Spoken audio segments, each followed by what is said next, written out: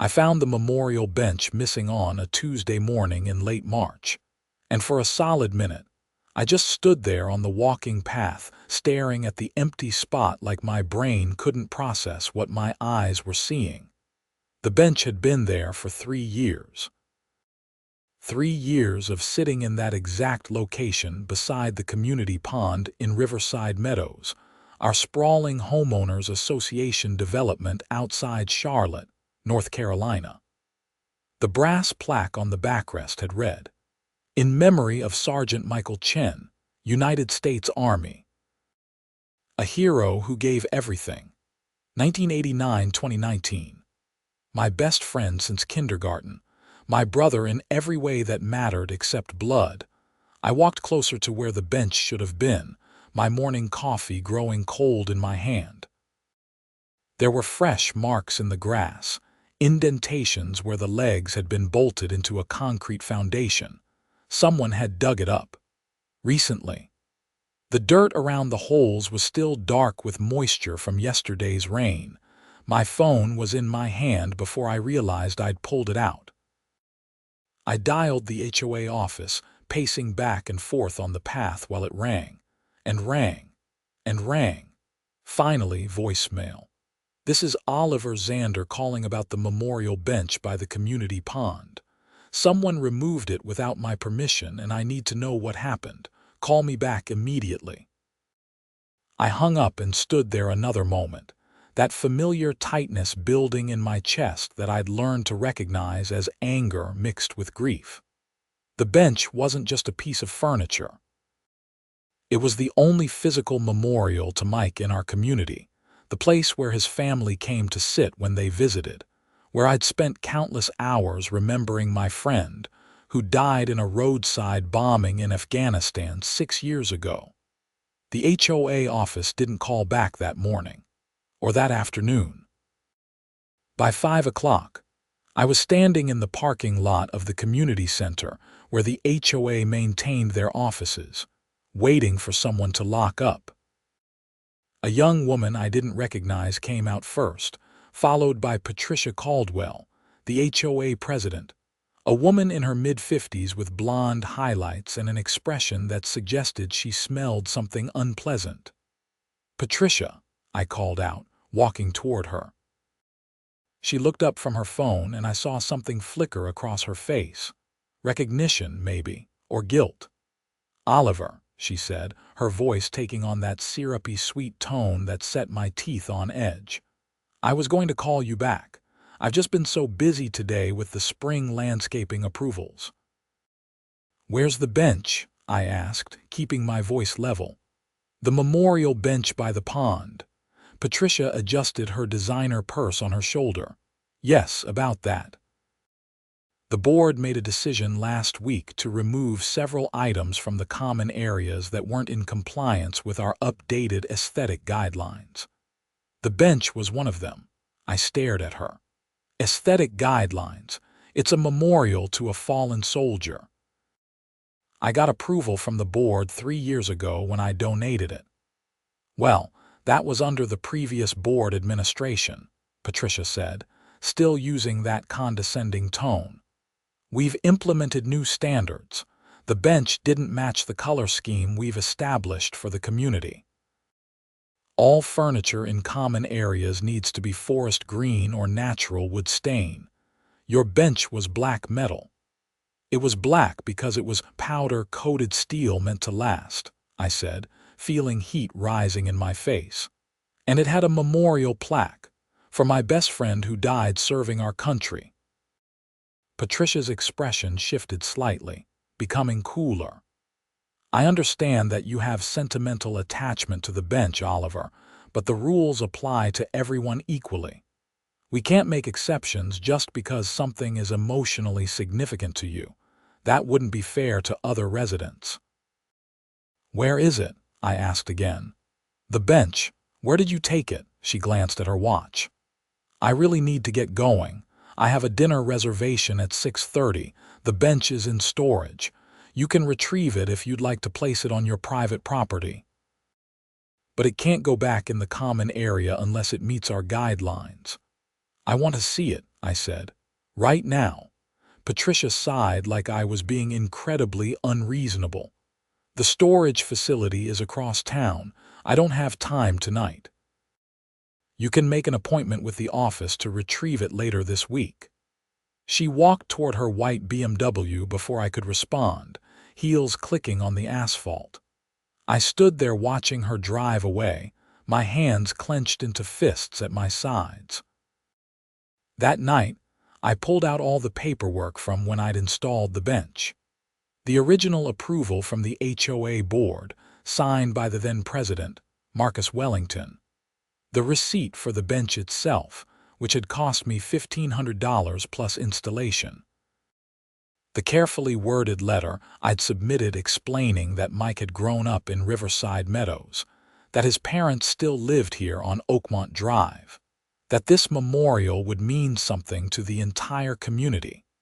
The approval letter was clear.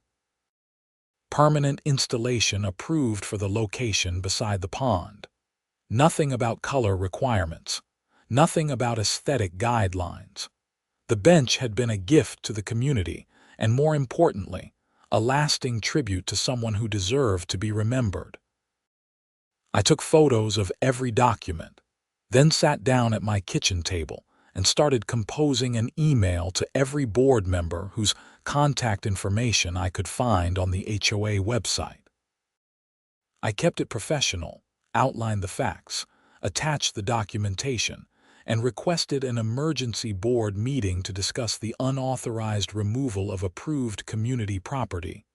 Then I called Mike's parents. Sarah Chen answered on the third ring. "Oliver, honey, how are you?" "Sarah, I have some bad news," I said and explained what had happened. The silence on the other end of the line stretched so long I thought we'd been disconnected. Then I heard her take a shaky breath. "They took Michael's bench." Her voice was small, wounded. "I'm going to get it back," I promised. "I just wanted you to know what happened. I didn't want you to visit and find it gone without warning." "David and I go there every Sunday," she said. "We sit on that bench and talk to him, tell him about our week. It's the only place in this whole neighborhood that feels like he's still here with us." My throat tightened. "I know. I'll fix this, Sarah, I promise." After we hung up, I sat in the quiet of my townhouse, staring at the framed photo on my bookshelf. Mike and me at our high school graduation, arms thrown around each other's shoulders, grinning like idiots. We'd been planning to room together at NC State. Then Mike had decided to enlist instead, said he wanted to serve his country first, get some life experience. He'd promised he'd be careful. Promises were easy to make and impossible to keep when an IED was buried in the road. The HOA board didn't respond to my email that night, or the next day. By Thursday, I'd received exactly one reply from the board secretary, Janet Morrison, who wrote a brief message saying my concerns had been noted and would be discussed at the next regular board meeting in April. That was 3 weeks away. I called the HOA office again Friday morning.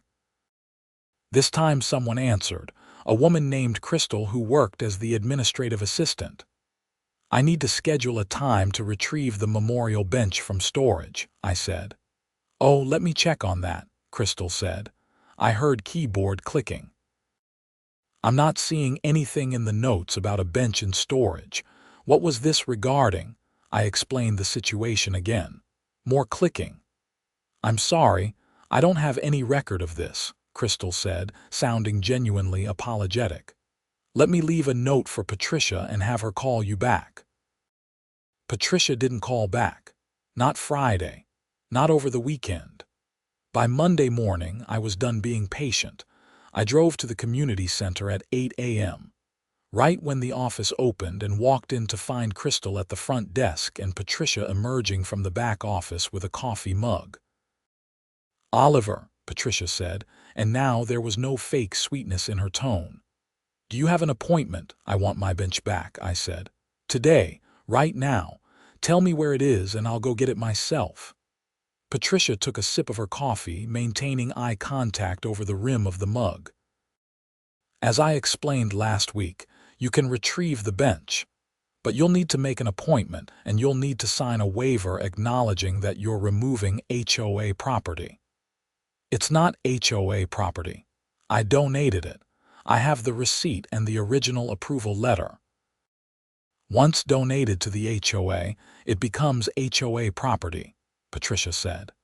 That's standard procedure.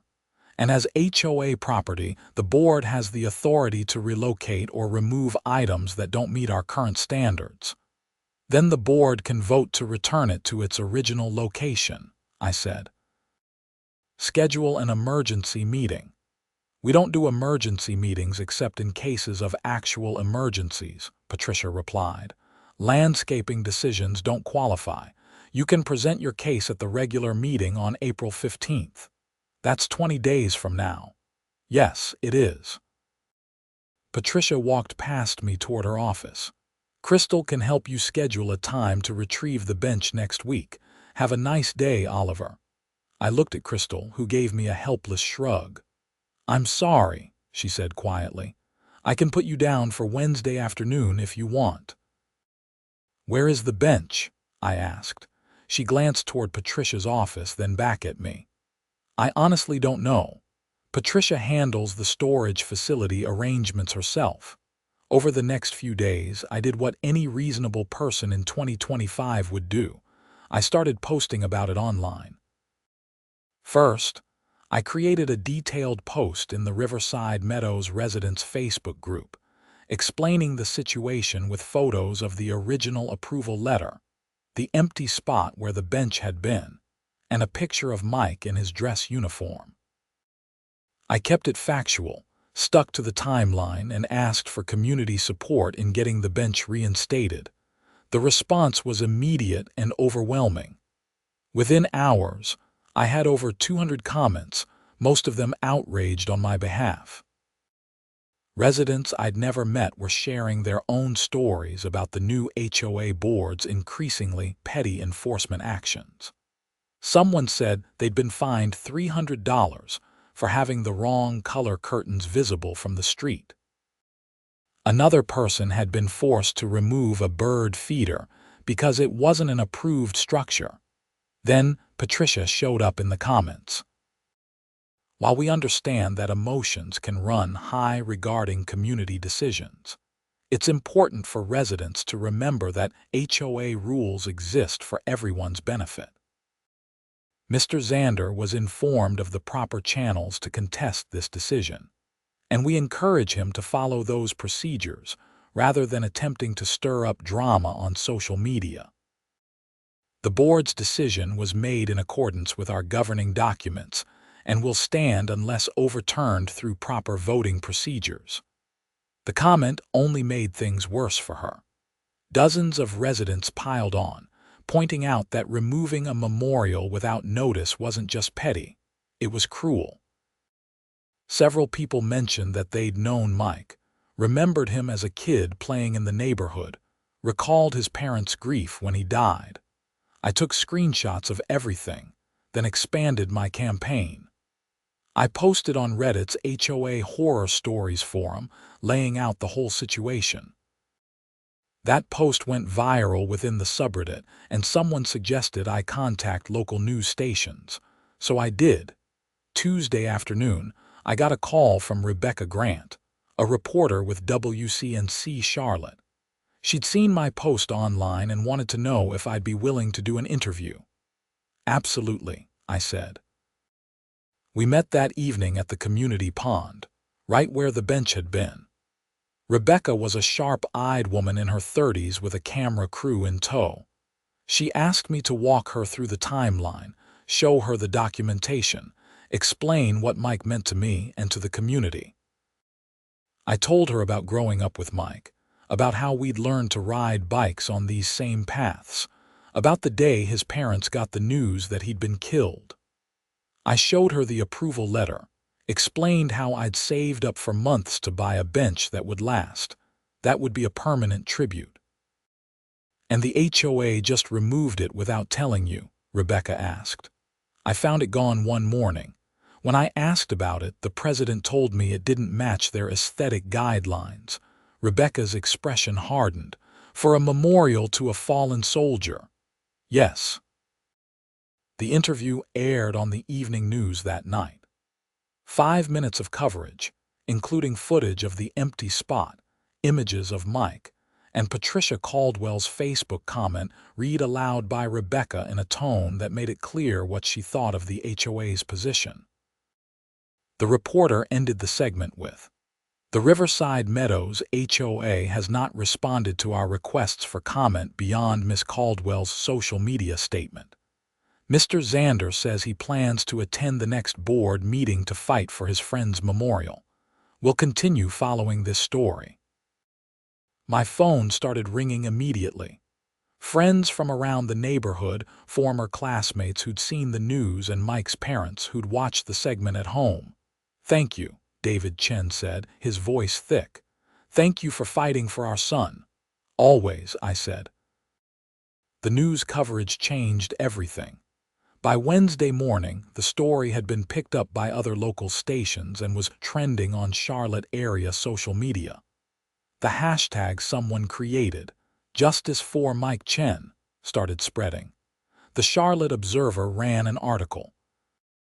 A veterans advocacy group reached out to offer support, and Patricia Caldwell went into damage control mode.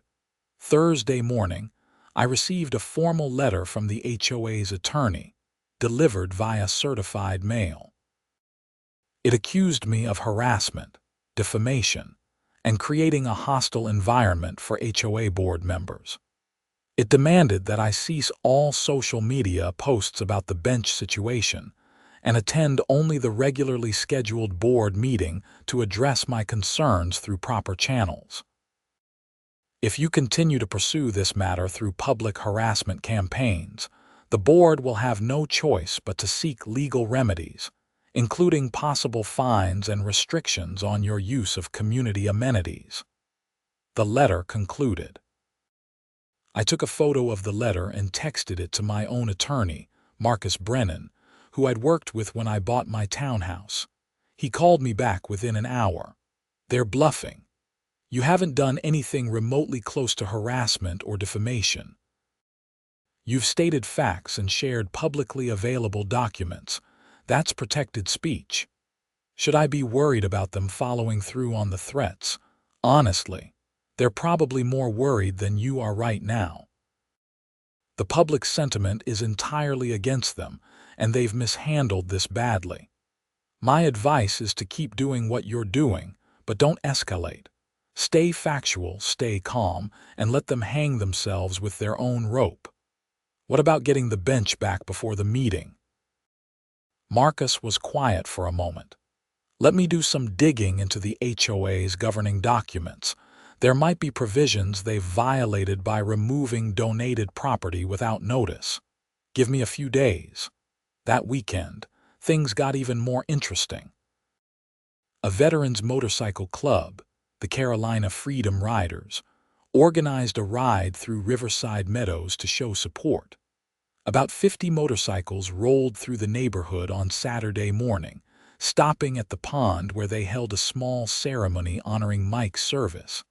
I hadn't organized it. Hadn't even known it was happening until the lead rider, a grizzled former Marine named Rick, called me Friday night to give me a heads up. "We heard what happened to your friend's memorial," Rick said. "That's not right. We're going to make some noise about it if that's okay with you." "More than okay," I said. The ride was peaceful, respectful, and absolutely sent Patricia into a tailspin. I wasn't there for it, but I heard from neighbors that she'd called the police to complain about the noise and congestion. The police had shown up, confirmed everything was legal, and left. Patricia tried to have several of the riders fined for being guests who hadn't been properly registered with the HOA office. But Crystal apparently told her that the guest parking rules didn't apply to people on motorcycles, just passing through the public streets of the neighborhood. By Monday, March 31st, 2 weeks after the bench had disappeared, I still didn't know where it was. But I had a community behind me, media coverage, and momentum. Marcus called that afternoon with news. "I found something," he said. "In the HOA CC and Rs, there's a provision about donated property. Anything donated to the community with a value over $500 that's been in place for more than 1 year becomes a permanent fixture, unless the donor requests its removal or the board votes to remove it with 30 days written notice to the donor." "They didn't give me any notice," I said. "Exactly. They violated their own governing documents. That gives you grounds to demand immediate reinstatement. Will they listen? If they don't, we can file an injunction. But my guess is they'll try to settle this quietly before it gets to that point. Nobody wants to go to court over a bench, especially when the other side has public opinion and the law on their side." Marcus drafted a formal demand letter and sent it to the HOA board and their attorney that evening. It laid out the violation of the CC and Articus, demanded the immediate return and reinstallation of the bench at HOA expense, and gave them until Friday, April 4th, to comply before we filed legal action. Patricia's response came Wednesday morning, not through her attorney but directly to me via email. "Mr. Xander, in light of the ongoing situation and in the spirit of compromise, the board is willing to allow the bench to be reinstalled if you agree to have it repainted in an approved color, and if you sign a waiver acknowledging that all future modifications to common areas must be pre-approved by the current board." This seems like a reasonable middle ground. I called Marcus and read him the email. "Don't respond yet," he said.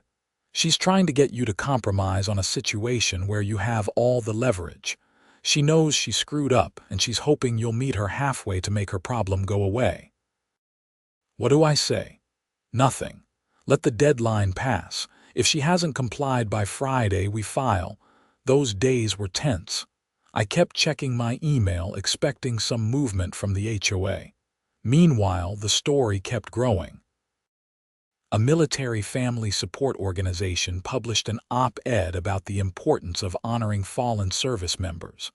Several Riverside Meadows residents started a petition calling for Patricia's removal from the board. Thursday afternoon, I got a call from an unknown number. "Is this Oliver Xander?" A man's voice, professional but uncertain. "Yes. My name is Thomas Riggs. I'm a board member for the Riverside Meadows HOA. I want you to know that not all of us agreed with removing the bench. Patricia pushed it through on a motion that she said was routine maintenance and aesthetics. Some of us didn't realize what was actually being removed until after it was done." I sat up straighter. "Why are you telling me this?" "Because I think she's going to try to pin this on the whole board, and I don't want to go down with her ship." I voted yes on a motion to update color guidelines for future installations. I didn't vote to remove existing memorials. Those are very different things. "You know where the bench is?" Thomas hesitated. "I think so. There's a private storage unit Patricia rents for HOA overflow. She keeps the only key. I can get you the address, please." He gave me an address for a storage facility on the north side of Charlotte, Unit 247. "But I didn't tell you this. I've got 3 more years on this board, and I can't afford to have her making my life hell." "Understood," I said. "Thank you." I drove to the storage facility that evening. It was one of those massive complexes with hundreds of units, protected by a gate that required a code. I parked outside and called the main office, explaining that I believed some of my property had been placed in Unit 247 without my permission. The manager, a tired-looking guy named Kevin, checked his records. "That unit is rented to Riverside Meadows Property Management. I can't let you in without authorization from the renter." "What if I think there's stolen property in there?" Kevin's expression shifted. "Then you'd need to file a police report and come back with officers." I sat in my car for a long moment, considering. Then I drove to the Charlotte-Mecklenburg Police Department's North Division station. The desk officer listened to my story with increasing interest, especially when I showed her all the documentation, the news coverage, and Marcus's legal analysis of the CC&R violation. "So your attorney says the HOA violated their own rules by removing donated property?" she asked. "Yes, and I have reason to believe the bench is being kept in a storage unit that the HOA president controls, but she's refusing to return it." The officer, whose name tag read Henderson, tapped her pen against her notepad. "This is a civil dispute, not a criminal matter. We can't help you retrieve the property without a court order. Even though it was taken without permission, even then, your remedy is through civil court. File an injunction like your attorney suggested." I left the station frustrated but not surprised. This was exactly the kind of bureaucratic tangle Patricia was probably counting on. Delay, delay, delay until people got tired and gave up. But I wasn't people, and I wasn't giving up. Friday, April 4th arrived with no compliance from the HOA. Marcus filed the injunction that morning, requesting immediate return of the bench, payment of legal fees, and a court order preventing the HOA from retaliating against me. The hearing was scheduled for April 10th, 5 days before the regular board meeting. That weekend, something unexpected happened. Sarah and David Chen organized their own response. They invited everyone who'd known Mike to gather at the pond Sunday afternoon for a memorial service. Not confrontational, not angry, just a quiet ceremony to remember a fallen soldier and the bench that had honored his memory. Over 100 people showed up. Neighbors I'd never spoken to, people who'd gone to school with Mike, veterans from the American Legion post in Charlotte, members of the motorcycle club. Someone brought flowers. Someone else brought a photo of Mike in uniform, which they placed on a small easel right where the bench had been. David Chen spoke about his son, his voice wavering but steady. Michael believed in service. He believed in sacrifice. He believed in something bigger than himself. That bench wasn't just metal and paint. It was a promise that his sacrifice wouldn't be forgotten. That's all we ever wanted. Just for people to remember that he was here, that he mattered, that he gave everything. There wasn't a dry eye in the crowd. Someone started singing Amazing Grace, and the whole group joined in. I stood next to Mike's parents, my hand on David's shoulder, and watched this community come together in a way I'd never seen before. Patricia Caldwell wasn't there, but someone was filming, and I knew the video would be online within hours. It was. By Monday morning, the memorial service video had been viewed over 100,000 times. National news picked it up.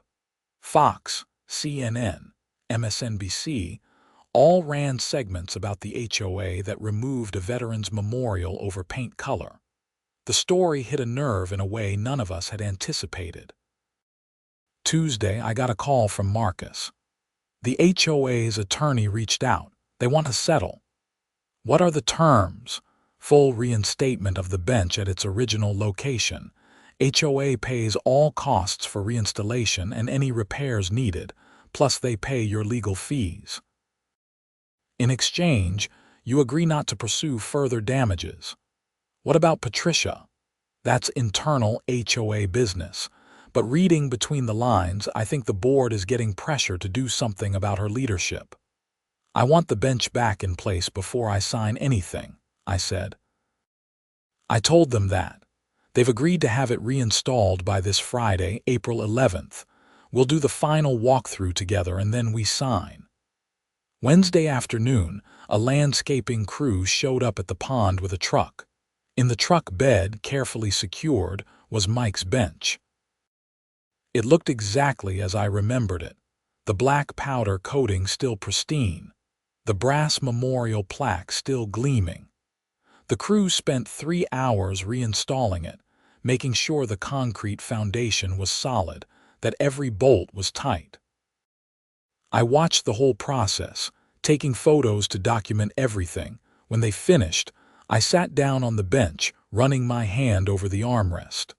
The plaque caught the afternoon sunlight, Mike's name standing out in sharp relief. I pulled out my phone and called Sarah. "It's back," I said when she answered. "The bench is back where it belongs." She started crying, and I heard David in the background asking what was wrong. Then he was crying too, and I sat there on Mike's bench listening to his parents' relief and grief pour through the phone line. And I thought about how stupid and small and unnecessary all of this had been. A memorial bench. That was all it ever was. A place to sit and remember someone who deserved to be remembered. And Patricia Caldwell had nearly destroyed it over paint color. The formal settlement was signed Friday afternoon in Marcus's office. The HOA's attorney, a nervous man named Philip Strauss, kept apologizing for the misunderstanding, as if the whole thing had been an accident. "My client wishes to express their deep regret for any distress caused to the Chen family and to Mr. Xander," he said, sliding the settlement documents across the conference table. "Your client should express that herself," I said. Philip shifted uncomfortably. "Miss Caldwell has stepped down from her position as HOA president effective yesterday. Janet Morrison has assumed the role on an interim basis until the next board election in July." I looked at Marcus, who gave a small nod. This was as close to an admission of wrongdoing as we were going to get. I signed the papers. The board meeting on April 15th was packed. Every seat in the community center's main room was filled, with people standing along the walls. Janet Morrison, a soft-spoken woman in her 60s who I'd always thought seemed reasonable, presided over the meeting with visible nervousness. "Before we begin with regular business," she said, "I want to address the situation with the memorial bench. On behalf of the entire board, I want to apologize to the Chen family, to Oliver Xander, and to this community. The removal of that bench was handled improperly and insensitively. It should never have happened, and we've taken steps to ensure nothing like this happens again." She outlined new procedures the board had implemented. Any removal of existing community fixtures now required a full board vote with 2 weeks' notice. Community members would be notified of proposed changes through email and posted notices, and all donated items would have permanent protection unless the donor agreed to their removal. "Additionally," Janet continued, "we've asked for Patricia Caldwell's resignation from the board entirely. She submitted it this morning. We'll be holding a special election next month to fill her seat." The room erupted in applause. Not everyone was clapping, I noticed.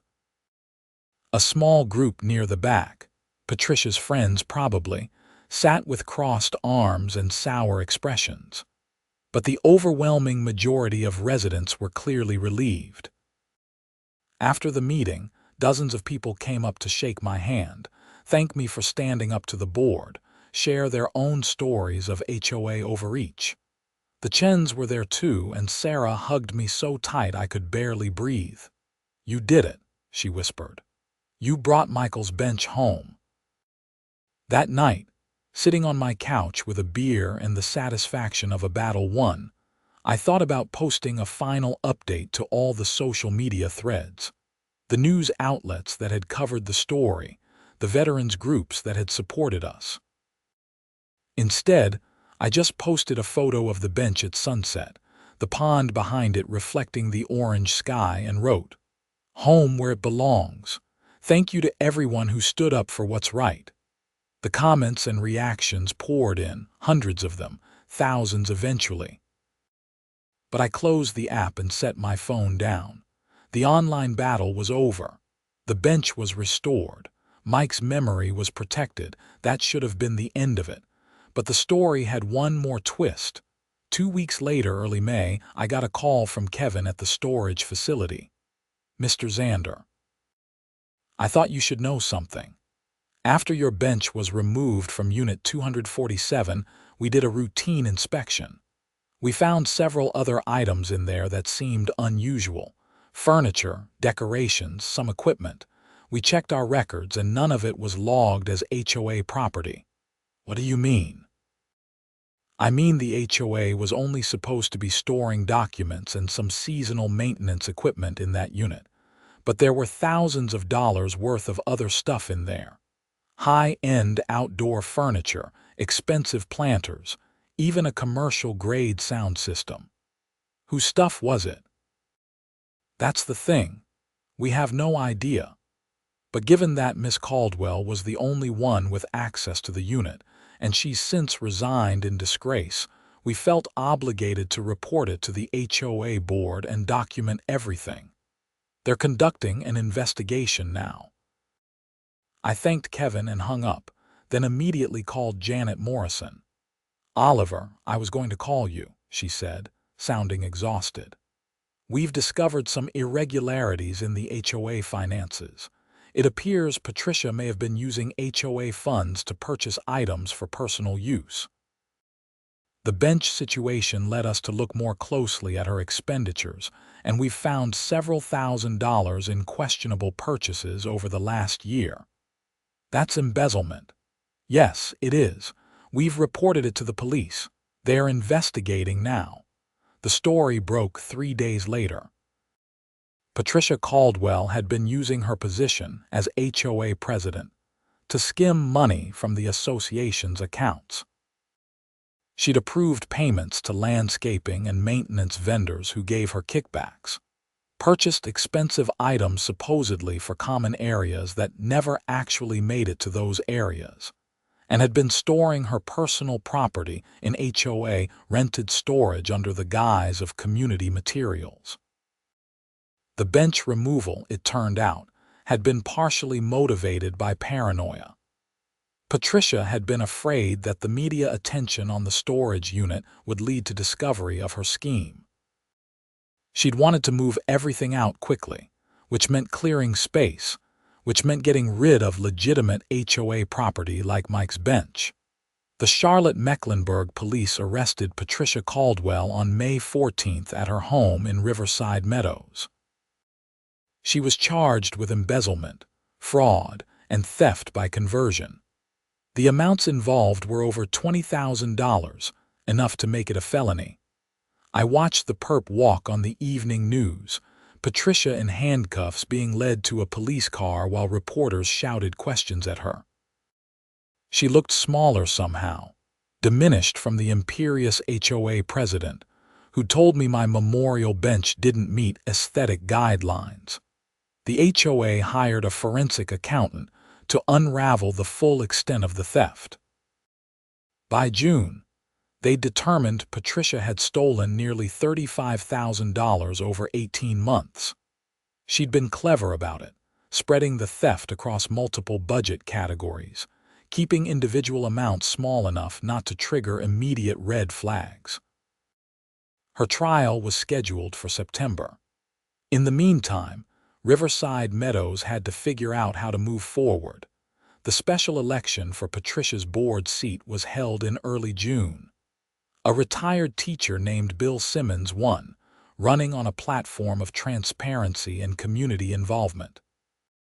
Janet Morrison continued as president, and the board slowly began rebuilding trust with residents.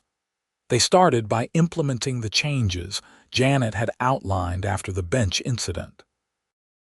Then they went further, creating a community advisory committee that met monthly to discuss neighborhood issues before they became board decisions. They published detailed financial reports online. They established clear procedures for everything from architectural approvals to guest parking. It was, in a weird way, the best thing that could have happened to the HOA. Patricia's corruption and the memorial bench controversy had cracked open a system that had been drifting toward petty tyranny, and now residents were engaged in a way they never had been before. Mike's bench became something of a local landmark. The veterans groups that had supported the fight to restore it started using the location for annual Memorial Day and Veterans Day ceremonies. The community rallied around it as a symbol not just of Mike's service, but of what happened when ordinary people stood up against petty bureaucracy and corruption. Sarah and David still came every Sunday, sitting on the bench to talk to their son. I joined them sometimes, especially on Mike's birthday and the anniversary of his death. We'd sit together in comfortable silence, watching ducks paddle across the pond, remembering a kid who'd grown into a hero. One Sunday in late June, David turned to me and said, "You know what Michael would have thought of all this?" "What?" He would have laughed his ass off. "All this drama over a bench. He had such a simple view of things. Do the right thing, stand up for people who can't stand up for themselves, don't let bullies win. He'd have been proud of you." I was just trying to protect his memory. "You did more than that," Sarah said quietly. "You reminded people what matters. It's not paint colors or aesthetic guidelines. It's remembering the people we've lost, honoring the sacrifices that got us here. Mike gave everything for this country, and you made sure his name wasn't erased by some petty tyrant on a power trip." We sat there as the sun set, three people connected by love for someone who wasn't there anymore, and I felt something settle in my chest.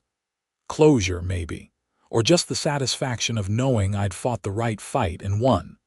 Patricia Caldwell's trial happened in September as scheduled. I attended the first day, sitting in the gallery with a group of Riverside Meadows residents who wanted to see justice served. Patricia pled guilty to all charges in exchange for a reduced sentence. She got 18 months in prison, 3 years probation, and was ordered to make full restitution to the HOA. Her attorney made a statement outside the courthouse about how his client took full responsibility and deeply regretted her actions. Patricia herself said nothing, walking quickly to a waiting car with her head down. I didn't feel triumphant watching her fall.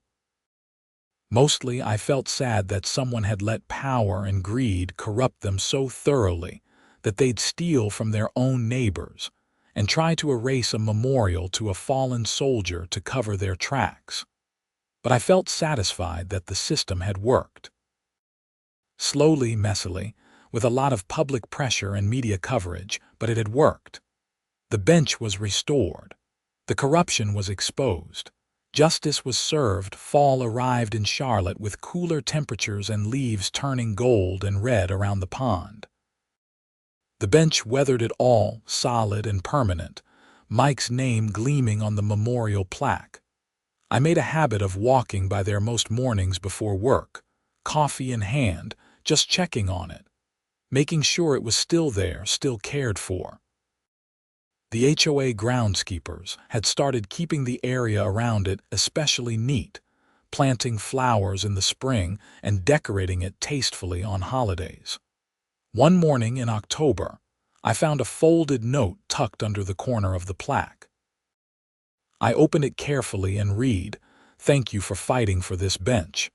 My son is deployed in Iraq right now. When I sit here and see Sergeant Chen's name, I remember that the sacrifices our soldiers make matter, that they're remembered, that they are honored. It gives me comfort. God bless you." It wasn't signed. I carefully refolded the note and put it in my pocket, then sat down on the bench. This is what it had all been for. Not the drama, not the news coverage, not even the satisfaction of beating Patricia Caldwell. It was for this. For a mother worried about her deployed son, finding comfort in a memorial to a soldier who'd come home in a flag-draped coffin. For Sarah and David, having a place to talk to their boy. For me, having somewhere to remember my best friend. For the community, having a reminder that some things matter more than rules and regulations and aesthetic guidelines. I pulled out my phone and took a picture of the morning sun reflecting off the pond, the bench in the foreground, and posted it with a simple caption: "Still here. Still matters. Still worth fighting for." The years that followed were quieter. The Riverside Meadows HOA became a model for other communities dealing with overbearing boards.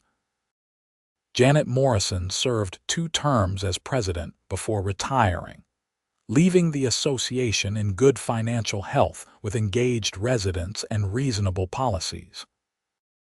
I stayed in my townhouse, becoming more involved in community affairs, serving on the Architectural Review Committee and the Events Planning Board.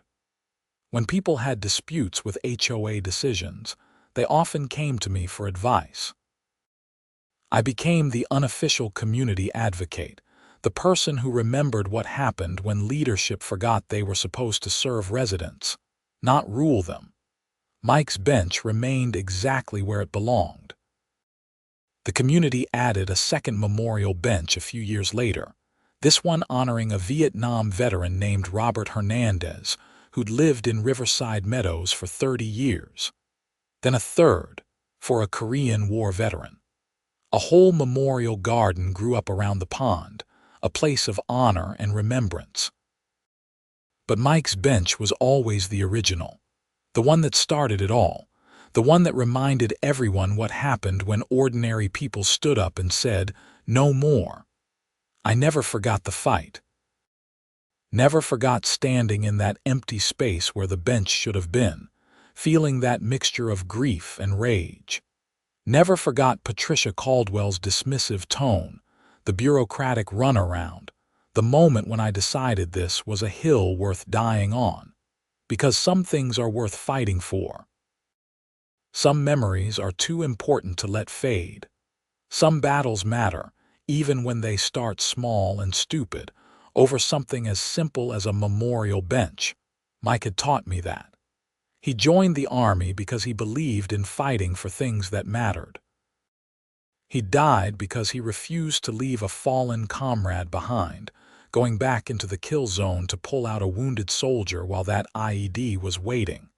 The least I could do was fight for his bench. And in the end, it wasn't really about the bench at all.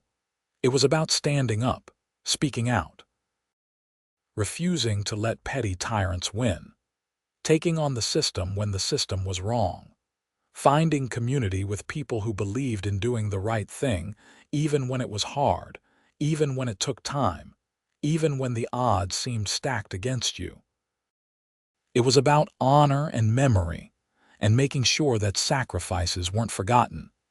It was about a boy from Riverside Meadows who grew into a man, who served his country, who gave everything, who deserved better than to be erased over paint color.